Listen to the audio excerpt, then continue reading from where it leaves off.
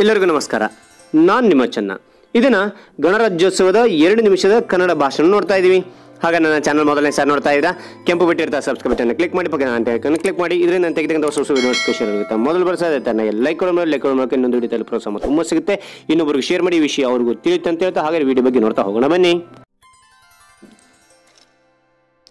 ನಲ್ಮೆಯ ಮುಖ್ಯೋಪಾಧ್ಯಾಯರೇ, ನನ್ನ ಶಿಕ್ಷಕರೇ, ಪ್ರೀತಿಯ ಪೋಷಕರೇ, ನನ್ನ ಸ್ನೇಹಿತ ಬಳಗವೇ, ಎಲ್ಲರಿಗೂ ಗಣರಾಜ್ಯೋತ್ಸವದ ಶುಭಾಶಯಗಳು.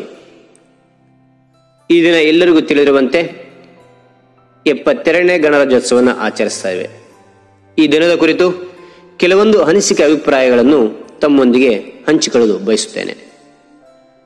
1935ರಲ್ಲಿ ಬ್ರಿಟಿಷ್ ಸರ್ಕಾರಿ ಕಾಯ್ದೆಯನ್ನು ರದ್ದುಪಡಿಸುವುದರೊಂದಿಗೆ ಭಾರತವು ಸಾರ್ವಭೌಮ, ಸಮಾಜವಾದಿ, ಜಾತ್ಯತೀತ, ಪ್ರಜಾಪ್ರಭುತ್ವ ಮತ್ತು ಗಣರಾಜ್ಯವಾಯಿತು.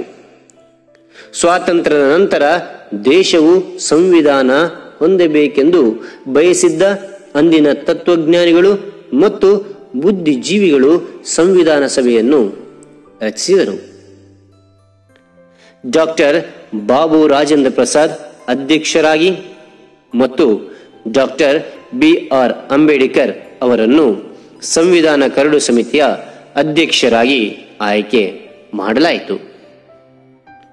ಸಂವಿಧಾನ ಬರವಣಿಗೆ ಕೆಲಸವನ್ನು ಅನೇಕ ವಿದ್ವಾಂಸರು ವಿವಿಧ ದೇಶಗಳ ಸಂವಿಧಾನಗಳನ್ನು ಅಧ್ಯಯನ ಮಾಡಿದರು.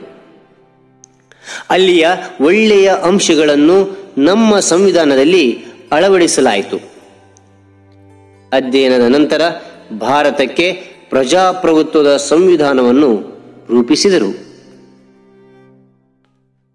ಹಲವಾರು ತಿದ್ದುಪಡಿಗಳ ನಂತರ ಇದನ್ನು ನವೆಂಬರ್ 26, 1949 ಸಂವಿಧಾನ ಸಭೆಯು ಅಂಗೀಕರಿಸಿತು. ಭಾರತ ಸಂವಿಧಾನವನ್ನು ರೂಪಿಸಲು 2 ವರ್ಷ, 11 ತಿಂಗಳು ಮತ್ತು 18 ದಿನಗಳನ್ನು ತೆಗೆದುಕೊಂಡಿತು ಹಾಗೂ ರಚಿಸಲು 6.3 ಕೋಟಿ ವೆಚ್ಚಿಸಲಾಯಿತು ಎಂದು ಹೇಳುತ್ತಾ ಮಾತನಾಡಲು ಅವಕಾಶ ಕೊಟ್ಟ ತಮಗೆಲ್ಲ ಧನ್ಯವಾದಗಳು. ಭಾರತ್ ಮಾತಾ ಕಿ ಜೈ, ಭಾರತ್ ಮಾತಾ ಕಿ ಜೈ, ಜೈ ಭಾರತ್. ಈ ಒಂದು ವಿಡಿಯೋ ಇಷ್ಟವಾದಲ್ಲಿ ಲೈಕ್ ಮಾಡಿ, ಶೇರ್ ಮಾಡಿ, ಸಬ್ಸ್ಕ್ರೈಬ್ ಆಗೋದು ಮರಿಬೇಡಿ ಅಂತ ಹೇಳ್ತಾ ಈ ವಿಡಿಯೋ ಮುಗಿಸಾಯಿನಿ. Thank you for watching. Bye bye ಮಕ್ಕಳೇ.